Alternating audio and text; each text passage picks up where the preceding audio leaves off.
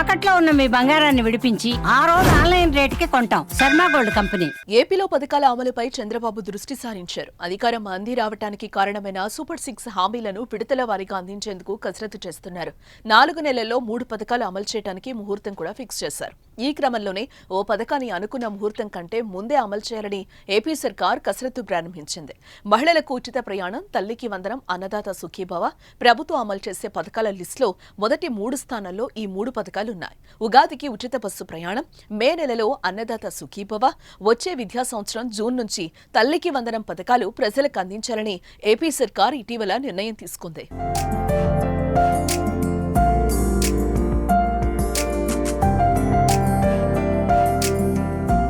అయితే వీటిలో అన్నదాత సుఖీభవ పథకాన్ని ఈ ఫిబ్రవరిలోనే అమలు చేయాలని చంద్రబాబు భావిస్తున్నారట.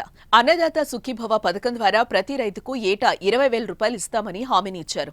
అన్నదాత సుఖీభవ పథకం కింద 20,000 రూపాయలు 3 విడతల్లో భాగంగా మొదటి 2 విడతలు 4,000, చివరి విడత 6,000 రూపాయలు ఇవ్వాలని ఏపీ సర్కార్ ఆలోచన చేస్తోంది.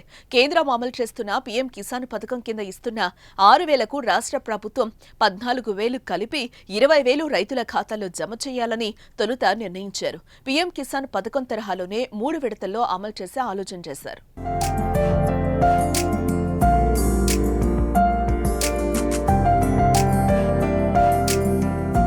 ఈ నేపథ్యంలోనే రాష్ట్ర ప్రభుత్వం కూడా వాటితో పాటు అన్నదాత సుఖీభవ డబ్బులను ఇచ్చేందుకు సిద్ధమైనట్టు సమాచారం.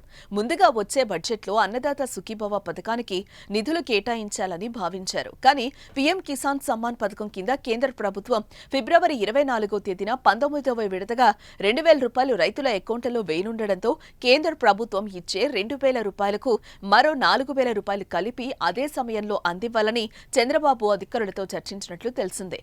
ఇందుకు అర్హులైన లబ్ధిదారుల జాబితాను సిద్ధం చేయాలని కూడా అధికారులను ఆదేశించినట్లు వార్తలొస్తున్నాయి. ఇదే జరిగితే ఈ నిధుల కోసం నిరీక్షిస్తున్న రైతులకు శుభవార్త అందినట్టే.